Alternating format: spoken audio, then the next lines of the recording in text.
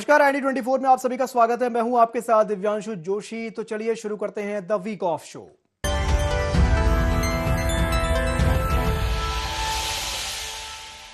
सोमवार को मध्य प्रदेश विधानसभा का शीतकालीन सत्र शुरू तो हुआ, लेकिन सदन का पहला दिन फिर उसी पुरानी स्क्रिप्ट का रीरन बन गया। जैसे ही कार्यवाही शुरू हुई, विपक्ष ने हंगामे का ओपनिंग सीन सेट कर दिया। विपक्ष का कहना था कि सदन को बहस और समाधान का मंच होना चाहिए, लेकिन सरकार गंभीर मुद्दों पर कार्रवाई करने के बजाय बहस को टाल करके अपनी जिम्मेदारी से बचती है। सदन के इसी हंगामेदार कार्रवाई पर देखिए रिपोर्ट। मध्य प्रदेश विधानसभा का शीतकालीन सत्र शुरू तो हुआ, लेकिन सदन का पहला दिन फिर उसी पुरानी स्क्रिप्ट का रीरन बन गया। जैसे ही कार्यवाही शुरू हुई, विपक्ष ने हंगामे का ओपनिंग सीन सेट कर दिया। बीजेपी कहती है कि सदन को बहस का मंच होना चाहिए, लेकिन विपक्ष हर बार इसे रणभूमि बना देता है। विपक्ष की भूमिका प्रश्न पूछने से ज्यादा कोलाहल पैदा करने तक सीमित होती जा रही है। कैमरों के सामने शोर ही उसकी नई पहचान बन गई है। वहीं विपक्ष का कहना है कि सदन को बहस और समाधान का मंच होना चाहिए, लेकिन सरकार गंभीर मुद्दों पर कार्यवाही करने के बजाय बहस को टालकर अपनी जिम्मेदारी से बचती है। और यही वजह है कि हर सत्र की शुरुआत हंगामे के साथ होती है।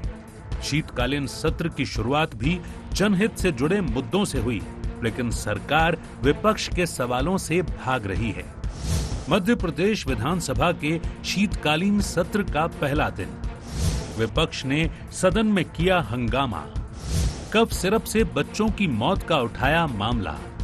इंदौर के अस्पताल में चूहे से बच्चों के कुतरने की घटना पर चिंता। कांग्रेस विधायक सेना पटेल सांकेतिक विरोध में पूतना बनकर आईं। पूर्व मंत्री जयवर्धन सिंह के सवाल बदलने और गलत जवाब देने के आरोप। सत्र की छोटी अवधि को लेकर उठाए सवाल। प्रदेश में 8 बीएलओ की मौत के लगाए आरोप। वीआईटी कॉलेज का उठाया मुद्दा। किसानों को मुआवजा और भावांतर के मुद्दे पर बहस। कफ सिरप को लेके जिस प्रकार से आपने देखा कि कई बच्चों की मौतें हो गई, लेकिन उस परिवार को आज तक समय पे मुआवजा नहीं मिल पाया। कई बच्चे जिनको आज एम्बाय हॉस्पिटल में चूहे खा गए, उनके बारे में सरकार नहीं सोचती। कई हॉस्टलों के अंदर बच्चों को ढंग से खाना नहीं मिल रहा। तो मैं समझता हूँ कि सरकार कृष्ण भक्ति की तो बात करती है, लेकिन पूतना रूपी सरकार जिस प्रकार से बच्चों को खा रही है, क्या आपकी सरकार की योजनाएं फेल हो गई है? हम चाहते हैं कि सरकार हर इस पे जांच कराए, हर मुद्दे को लेके, और जो जवाबदार लोग हैं उन पे कार्रवाई होना चाहिए। वहीं सरकार का कहना है कि सदन में हंगामा विपक्ष की आदत बन चुका है, लेकिन इसका मतलब ये नहीं है कि सरकार संवेदनशील मामलों पर ध्यान नहीं दे रही। हमारा फोकस जनता के हित और उनके जीवन की सुरक्षा पर है। सरकार हमेशा विपक्ष के सवालों और मुद्दों पर चर्चा के लिए तैयार है। कफ सिरप से बच्चों की मौत, अस्पतालों की स्थिति, 8 बीएलओ की मृत्यु और शिक्षा संस्थानों के मुद्दों पर सरकार ने जिम्मेदारी पूर्वक कार्यवाही की है। प्रदेश में जनता के हित के मुद्दे उठाने के लिए है। मध्य प्रदेश की भारतीय जनता पार्टी की सरकार ने जो कार्य किए हैं, उन पर कोई विषय रखना हो तो उसका रखा जा सकता है, लेकिन ये सब कुछ तभी हो सकता है जब कांग्रेस की मानसिकता लोकतंत्र में विश्वास रखने वाली हो, विधानसभाओं और लोकसभाओं को चलने देने की हो। जब उनकी हार की बौखलाहट सत्रों में अवरोध पैदा करने की होगी, तो निश्चित रूप से इसी तरह के ऐसे तर्कहीन मुद्दे सामने आते रहेंगे जिनसे जनता को कोई लेना देना नहीं। बहरहाल आज का दिन हंगामे और आरोप प्रत्यारोप के बावजूद सदन का एजेंडा पूरा करने में कामयाब रहा। विपक्ष ने संवेदनशील मुद्दों पर सवाल उठाए, तो सरकार ने कार्यवाही और जवाबदेही का पक्ष रखा। ऐसे में अब देखना ये होगा कि अगले 3 दिनों तक सदन इसी संतुलन को कायम रखने में कितना कामयाब हो पाता है। Bureau report, IND24। Madhya Pradesh में डॉक्टर मोहन यादव सरकार 13 दिसंबर को अपने 2 साल पूरे करने जा रही है, और इसके साथ ही शुरू हो चुकी है अब तक के काम की सबसे बड़ी समीक्षा। मुख्यमंत्री डॉक्टर मोहन यादव 4 दिनों तक मंत्री विभागों का लेखा जोखा लेंगे। 2 दिन बैठकों का दौर भोपाल में और 2 दिन खजुराहो में चलेगा। हर मंत्री को अपनी उपलब्धियां बतानी होंगी। चुनौतियों पर रिपोर्ट देनी होगी। हालांकि कांग्रेस इसे नाकामियों को छुपाने और चेहरा चमकाने की कवायद बता रही है। देखिए रिपोर्ट। मध्य प्रदेश में डॉक्टर मोहन यादव सरकार 13 दिसंबर को 2 साल पूरे करने जा रही है। इसके साथ ही अब तक के काम की सबसे बड़ी समीक्षा शुरू हो चुकी है। मुख्यमंत्री डॉक्टर मोहन यादव 4 दिनों तक मंत्री और विभागों का लेखा जोखा लेंगे। कौन सा विभाग कितना आगे बढ़ा, कहां पिछड़ा और अगले 3 साल का रोड मैप क्या होगा, ये सब सामने आएगा। 2 दिन बैठकों का दौर भोपाल में चलेगा और 2 दिन खजुराहो में। हर मंत्री को अपनी उपलब्धियां बतानी होंगी, चुनौतियों पर रिपोर्ट देनी होगी, आगामी 3 साल की कार्य योजना भी पेश करनी होगी। कांग्रेस का कहना है कि ये पूरी प्रक्रिया नाकामियों को छुपाने और चेहरा चमकाने की कवायद है। वहीं सरकार का कहना है कि 2 साल की उपलब्धियों को समेटना और अगले चरण के लिए ठोस और परिणाम आधारित गवर्नेंस मॉडल तैयार करना इसका मकसद है। मुख्यमंत्री डॉक्टर मोहन यादव ने समीक्षा बैठकों की शुरुआत कर दी है। मंत्रियों का रिपोर्ट कार्ड तैयार होगा। सभी बैठकों में संबंधित विभाग के मंत्री और अधिकारी मौजूद रहेंगे। आज मुख्यमंत्री ने 5 विभागों की लगातार समीक्षा की। सबसे पहले पंचायत और ग्रामीण विकास विभाग की समीक्षा की। इसके बाद स्कूल शिक्षा विभाग, नर्मदा घाटी विकास विभाग और जल संसाधन विभाग की समीक्षा की गई। ऊर्जा विभाग और नवीन तथा नवकरणीय ऊर्जा विभाग की भी समीक्षा की गई। बुधवार को मुख्यमंत्री वल्लभ भवन में 7 विभागों की समीक्षा करेंगे। सुबह 11 से 12 बजे तक स्वास्थ्य विभाग की समीक्षा होगी। 12 से दोपहर 1 बजे तक सहकारिता विभाग की समीक्षा होगी। 1 से 1:45 तक महिला और बाल विकास विभाग की समीक्षा होगी। 1:45 से 2:30 तक पिछड़ा वर्ग और अल्पसंख्यक कल्याण विभाग की समीक्षा होगी। 3:30 से 4:15 तक सामाजिक न्याय विभाग की समीक्षा होगी। 4:15 से 5 बजे तक कृषि और उद्यानिकी विभाग की समीक्षा होगी। 8 दिसंबर को खजुराहो में 6 विभागों की समीक्षा होगी। सुबह 11 से 11:30 तक खाद्य और नागरिक आपूर्ति विभाग की समीक्षा होगी। 11:30 से दोपहर 12 बजे तक वाणिज्यिक कर विभाग की समीक्षा होगी। 12 से 12:30 तक पशुपालन विभाग की समीक्षा होगी। 12:45 से 1:30 तक नगरीय विकास विभाग की समीक्षा होगी। 4 से 4:45 तक जनजातीय विभाग की समीक्षा होगी।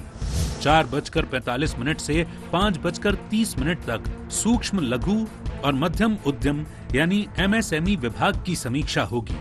9 दिसंबर को खजुराहो में 2 विभागों की समीक्षा होगी। दोपहर 12 से 12:45 तक लोक निर्माण विभाग की समीक्षा होगी। 12:45 से 1:30 तक लोक स्वास्थ्य यांत्रिकी विभाग की समीक्षा होगी। खजुराहो में दोपहर 3 बजे से शाम 5 बजे तक कैबिनेट बैठक होगी। विकास के कार्यों को लगातार बढ़ा रहे हैं। 8 और 9 तारीख को डेस्टिनेशन हमारा खजुराहो की दृष्टि से कैबिनेट का आयोजन भी होगा और समीक्षा का आयोजन वहाँ कर रहे थे। उधर कांग्रेस का कहना है कि सरकार की समीक्षा बैठकें केवल दिखावा हैं। प्रदेश कांग्रेस अध्यक्ष जीतू पटवारी ने कहा कि सरकार आंकड़ों की बाजीगरी में लगी है, लेकिन जमीनी सुधार कहीं दिखाई नहीं दे रहे हैं। इसीलिए कांग्रेस एक मंत्री और हर विभाग की सार्वजनिक समीक्षा करेगी और उनका काला चिट्ठा सामने रखेगी।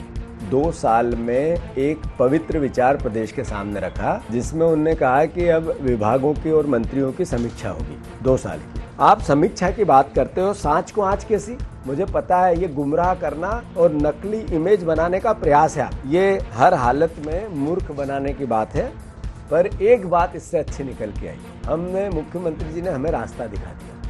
अब हम बीजेपी के मंत्रियों के विभागों की समीक्षा करेंगे और एक एक विभाग की समीक्षा करके प्रदेश की जनता के सामने इन मंत्रियों का काला चिट्ठा खोलेंगे। 2 साल पूरे होने से पहले शुरू हुई ये लंबी समीक्षा प्रक्रिया अब सरकार के परफॉर्मेंस टेस्ट की तरह देखी जा रही है।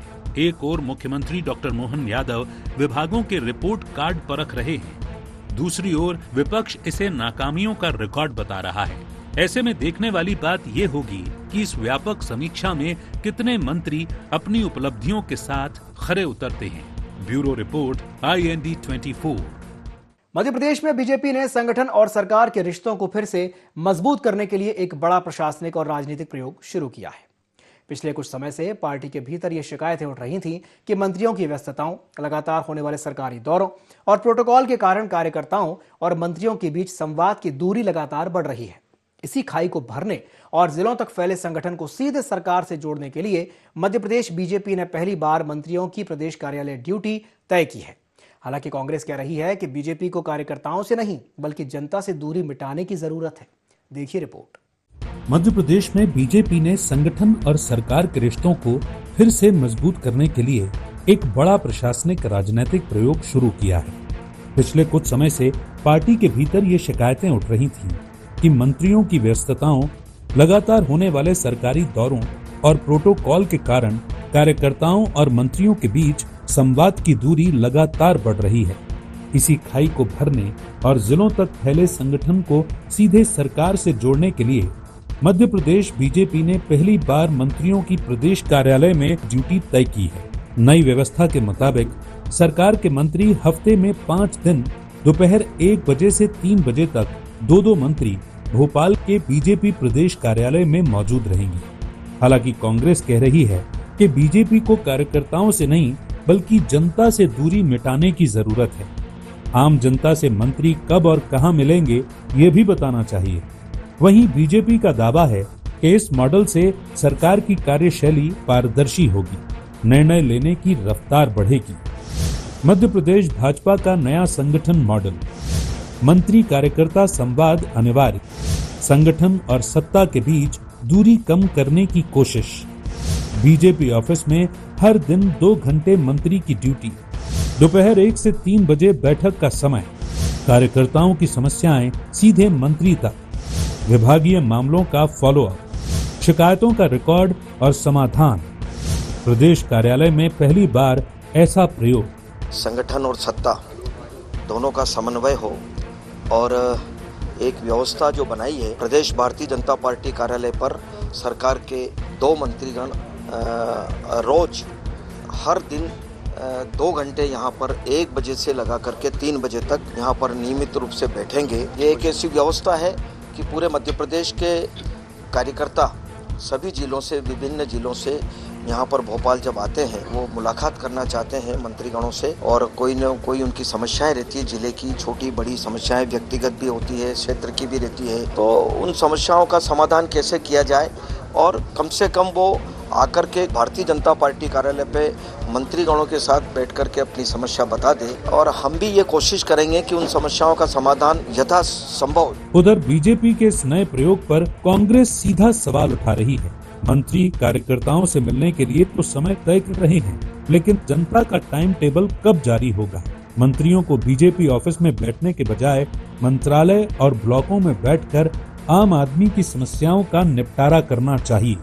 जनता के दुख दर्द से दूर हो चुके लोग हो तुम। किसान आत्महत्या कर रहा है, नौजवान बेरोजगार होकर सड़कों पे भटक रहा है। तुम उस प्रदेश बीजेपी कार्यालय में बैठ के कर क्या लोगे? अरे तुम्हारे घर पे भी बैठ के यदि न्याय करना हो तो नौजवानों को, किसानों को न्याय दे सकते हो। ये सब फ्रॉड सिस्टम दिखाने का है, कुछ नहीं होने वाला। वही व्यवस्था रहेगी बीजेपी। जब हम अपने क्षेत्र के लोगों से बात नहीं कर पाते तो आम जनता की क्या भावनाएं सुनेंगे, उनकी क्या समस्या सुन के क्या निराकरण करेंगे? बहरहाल बीजेपी कार्यालय में मंत्रियों की बैठकों पर सियासत तेज हो गई है। बीजेपी इसे कार्यकर्ताओं से सीधा संवाद और पारदर्शिता बढ़ाने का कदम बता रही है, जबकि कांग्रेस सवाल उठा रही है कि जनता से सीधे मिलने का समय मंत्री कब निकालेंगे। ऐसे में देखने वाली बात ये होगी कि बीजेपी अपने इस मॉडल में बदलाव करती है या नहीं। Bureau report, IND 24। Madhya Pradesh विधानसभा के शीतकालीन सत्र के तीसरे दिन सदन में सियासत का अनोखा नजारा देखने को मिला। कांग्रेस विधायक सुनील उइके बंदर की वेशभूषा में और हाथ में उस्तरा लेकर के विधानसभा परिसर पहुंचे। विपक्ष का आरोप था कि सरकार ओबीसी आरक्षण से लेकर किसानों के मुआवजे और विपक्ष की आवाज हर जगह उस्तरा चला रही है। तो वहीं विपक्ष ने सदन की कार्यवाही शुरू होते ही किसान राहत राशि के मुद्दे पर भी जोरदार नारेबाजी करते हुए सदन से वॉकआउट कर दिया। देखिए रिपोर्ट। मध्य प्रदेश विधानसभा के शीतकालीन सत्र के तीसरे दिन आज सदन में सियासत का अनोखा नजारा देखने को मिला। कांग्रेस विधायक सुनील उइके बंदर की वेशभूषा में और हाथ में उस्तरा लेकर विधानसभा परिसर पहुंचे। विपक्ष का आरोप है कि सरकार ओबीसी आरक्षण से लेकर किसानों के मुआवजे तक और विपक्ष की आवाज तक हर जगह उस्तरा चला रही है। इस दौरान कांग्रेस विधायकों के हाथ में सरकार विरोधी नारे लिखे पोस्टर भी थे। इस दौरान कांग्रेस विधायकों ने नुक्कड़ नाटक भी किया। वे बंदर के ड्रेस में उछल कूद करते नजर आए। हालांकि भारतीय जनता पार्टी ने इसे नौटंकी करार देते हुए विधानसभा की गरिमा को तार तार करने वाला कृत्य बताया। वहीं कांग्रेस ने दावा किया कि यह बंदर का वेश नहीं बल्कि सरकार की नीतियों का असली तमाशा है। कांग्रेस का विरोध यही नहीं रुका। सदन की कार्यवाही शुरू होते ही किसान राहत राशि के मुद्दे पर जोरदार नारेबाजी की गई और कांग्रेस विधायकों ने सदन से वॉकआउट किया। कांग्रेस विधायक बंदर की वेशभूषा में विधानसभा पहुंचे। हाथ में उस्तरा लेकर प्रतीकात्मक विरोध किया गया। कांग्रेस का आरोप है कि हर वर्ग पर उस्तरा चला रही है सरकार। ओबीसी आरक्षण में देरी का आरोप लगाया गया। किसान मुआवजा अब भी अटका हुआ है, ऐसा कहना है कांग्रेस का। विपक्ष की आवाज दबाने का आरोप भी लगाया गया। कांग्रेस विधायकों ने नुक्कड़ नाटक किया। सदन में किसानों के मुद्दे पर भारी हंगामा हुआ। कांग्रेस ने सदन से वॉकआउट किया। रोजगार नहीं दूंगी, मैं उसको उस तरह चलाऊंगी। मैं किसानों को सोयाबीन और मक्के के दाम नहीं दूंगी, मैं उसको उस तरह चलाऊंगी और कर्जा लेके घी खाऊंगी, लेकिन मैं सब कटौती करके उस तरह चलाऊंगी। मैं हूँ भाजपा की सरकार। मैं कहना चाहता हूँ सरकार एक बंदर की तरह उसरा चला रही है हर अधिकार पे। तो ये उसरा पूरे प्रदेश के वर्गों को नुकसान कर रहा। उधर कांग्रेस के इस बंदर विरोध को लेकर भारतीय जनता पार्टी ने कड़ा हमला बोला। कैबिनेट मंत्री विश्वास सारंग ने कहा कि कांग्रेस विधायकों को नौटंकी कंपनी में शामिल हो जाना चाहिए, क्योंकि विधानसभा की गरिमा गिराना उनकी आदत बन गई है। वहीं भारतीय जनता पार्टी के विधायक रामेश्वर शर्मा ने तंज कसते हुए कहा कि मध्य प्रदेश की जनता ने जैसे तैसे कांग्रेस के 25 से 50 विधायक चुने हैं। मेहरबानी करके बंदर न बने, जनता के वोट की कीमत समझें, उस्तरा हाथ में न लें।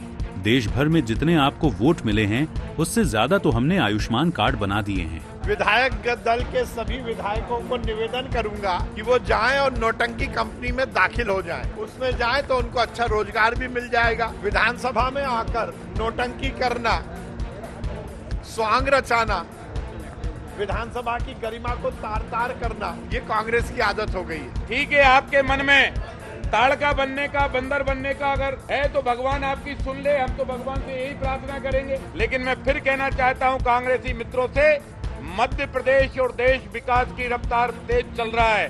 वंदे भारत और मेट्रो की तर्ज पर देश दौड़ रहा है, प्रदेश दौड़ रहा है, कांग्रेस चल रही है। बहरहाल दोनों पक्षों के आरोप प्रत्यारोप के बीच असल सवाल यही है कि विधानसभा का मंच जनहित की बहसों के लिए है या राजनीतिक नाट्य प्रयोगों के लिए। कांग्रेस बंदर रूपी प्रदर्शन के जरिए सरकार पर निशाना साध रही है, जबकि सत्ता पक्ष इसे सस्ती लोकप्रियता का हथियार बता रहा है। ऐसे में अब देखना यह होगा कि पक्ष और विपक्ष का यह टकराव आने वाले दिनों में सियासत को कहां तक ले जाता है। Bureau report, IND 24। Madhya Pradesh विधानसभा के शीतकालीन सत्र के आखिरी दिन बीजेपी विधायकों ने सरकार के 2 साल पूरे होने पर विधानसभा परिसर में 2 साल बेमिसाल की तख्तियों के साथ अपनी उपलब्धियां गिनाई। उन्होंने दावा किया कि मुख्यमंत्री डॉक्टर मोहन यादव के नेतृत्व में प्रदेश में विकास, विरासत संरक्षण और रोजगार सृजन की दिशा में उल्लेखनीय काम हुआ है। हालांकि कांग्रेस ने इसे बीजेपी की इमेज मेकओवर एक्सरसाइज करार दिया। तो वहीं बीजेपी ने दावा किया कि यह सिर्फ 2 साल का काम नहीं है, बल्कि एक ऐसी विकास यात्रा है जो आने वाले सालों में और तेजी से आगे बढ़ने वाली है। देखिए रिपोर्ट। मध्य प्रदेश विधानसभा के शीतकालीन सत्र के आखिरी दिन भाजपा विधायकों ने सरकार के 2 साल पूरे होने पर विधानसभा परिसर में 2 साल बेमिसाल की तख्तियों के साथ अपनी उपलब्धियां गिनाई। उन्होंने दावा किया कि मुख्यमंत्री डॉक्टर मोहन यादव के नेतृत्व में प्रदेश में विकास, विरासत, संरक्षण और रोजगार सृजन की दिशा में उल्लेखनीय काम हुआ है। सरकार अंत्योदय, गरीब कल्याण और विरासत से विकास की नीति पर आगे बढ़ रही है और आने वाले दिनों में ये विकास यात्रा और आगे बढ़ेगी। हालांकि कांग्रेस ने इसे भाजपा की इमेज मेकओवर एक्सरसाइज करार दिया। वहीं भाजपा ने दावा किया कि यह सिर्फ 2 साल का काम नहीं बल्कि एक ऐसी विकास यात्रा है जो आने वाले सालों में और तेजी से आगे बढ़ने वाली है। शीतकालीन सत्र के आखिरी दिन भाजपा का शक्ति प्रदर्शन, 2 साल बेमिसाल की तख्तियों के साथ विधायकों का मार्च, सरकार की उपलब्धियों का जोरदार प्रचार, विकास, विरासत संरक्षण, रोजगार में तेज काम, डबल इंजन सरकार पर जनता का भरोसा, अंत्योदय और गरीब कल्याण पर फोकस, डॉक्टर मोहन यादव के नेतृत्व में सरकार सशक्त। माननीय मोहन यादव जी के नेतृत्व में भारतीय जनता पार्टी की सरकार के 2 वर्ष बहुत ही सफलतापूर्वक मध्य प्रदेश में हुए हैं। जन कल्याण, विकास, डबल इंजन की सरकार, इन सब की परिभाषा को बहुत ही खूबसूरत तरीके से मध्य प्रदेश में लागू किया गया है। मोहन यादव जी, हमारे मुख्यमंत्री जी को मैं बहुत बधाई देता हूं। ये हमारी विकास की और कल्याण की यात्रा आगे भी अनवरत जारी रहेगी। वहीं कांग्रेस ने भाजपा के 2 साल बेमिसाल दावे को पूरी तरह खारिज कर दिया। कांग्रेस का कहना है कि भाजपा सरकार सिर्फ पोस्टर, प्रचार और इवेंट मैनेजमेंट में लगी है, जबकि जमीन पर न विकास दिख रहा है और न ही रोजगार। नेता प्रतिपक्ष उमंग सिंघार ने आरोप लगाया कि सरकार बेरोजगारी, महंगाई, कानून व्यवस्था और किसान संकट जैसे असली मुद्दों से ध्यान हटाने के लिए उपलब्धियों की झूठी तस्वीर पेश कर रही है। बीजेपी किस प्रकार से आप जश्न बनाती है, आत्ममुग्ध कह सकते हैं कि खुद ही तैयार हो गए कपड़े पहन के और कांच के सामने देख ले कि मैं अच्छा दिख रहा हूँ। लेकिन जनता क्या देख रही है? आप किसान परेशान है, किसान को खाद नहीं मिल रही, युवा परेशान है, नौकरियां नहीं मिल रही, हर व्यक्ति को अधिकार नहीं मिल रहा, 24 घंटे बिजली नहीं मिल पा रही। तो मेरी सलाह है यहाँ फोटो खिंचवाने के बजाय, सेल्फी खिंचवाने के बजाय जनता के साथ सेल्फी खिंचवाएंगे तो इनका रिपोर्ट कार्ड आ जाएगा। बहरहाल एक तरफ भाजपा सरकार अपने 2 सालों को उपलब्धियों से भरा बता रही है, तो वहीं दूसरी ओर कांग्रेस इन दावों को खोखला बताते हुए सरकार को कटघरे में खड़ा कर रही है। ऐसे में देखने वाली बात यह होगी कि अगले सत्र से पहले यह राजनीतिक टकराव जनता की धारणा को प्रभावित करने में कितना कामयाब हो पाता है। Bureau report, IND 24। Madhya Pradesh सरकार किसानों की आय बढ़ाने को लेकर अब पारंपरिक खेती के दायरे से बाहर निकल करके एक व्यापक और आधुनिक सोच की ओर बढ़ रही है। सरकार का यह मानना है कि आज के समय में खेती तभी लाभ का सौदा बन सकती है जब किसान कम जमीन में भी बेहतर फसलें, नवीन तकनीक और आधुनिक सिंचाई प्रणालियों से जुड़े। और इसी उद्देश्य को ध्यान में रखते हुए लखपति 1 बीघा किसान योजना की घोषणा मुख्यमंत्री डॉक्टर मोहन यादव ने की है। हालांकि कांग्रेस इसे कागजी योजना करार दे रही है। देखिए रिपोर्ट। मध्य प्रदेश सरकार किसानों की आय बढ़ाने को लेकर अब पारंपरिक खेती के दायरे से बाहर निकलकर एक व्यापक और आधुनिक सोच की ओर बढ़ रही है।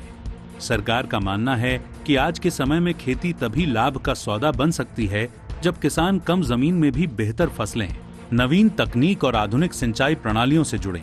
इसी उद्देश्य को ध्यान में रखते हुए लखपति 1 बीघा किसान योजना की घोषणा मुख्यमंत्री डॉक्टर मोहन यादव ने की है।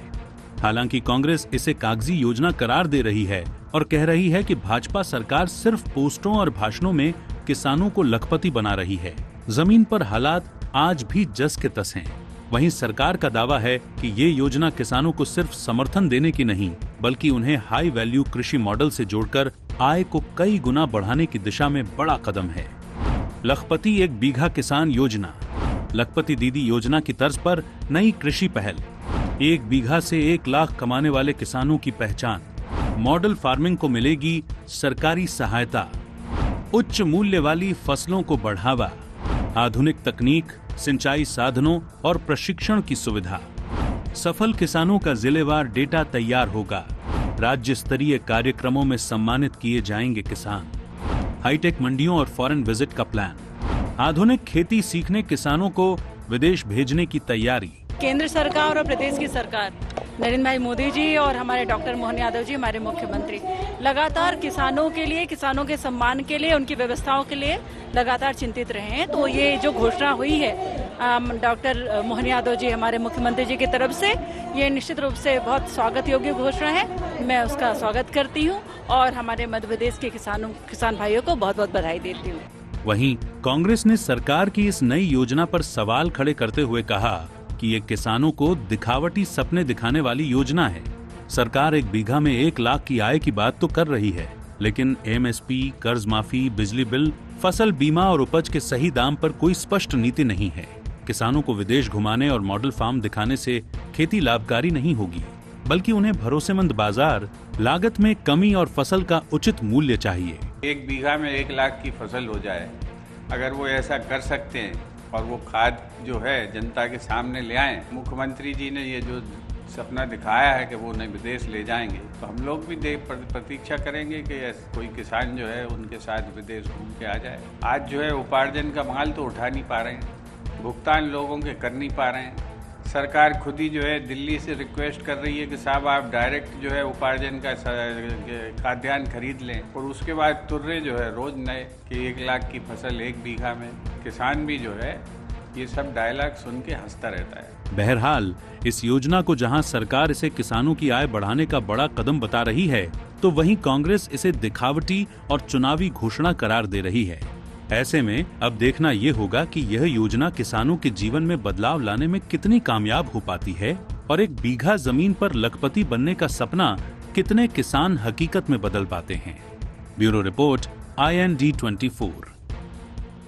तो द वीक ऑफ शो में फिलहाल के लिए इतना ही। मुझे दीजिए इजाजत और आप बने रहिए IND24 के साथ। नमस्कार।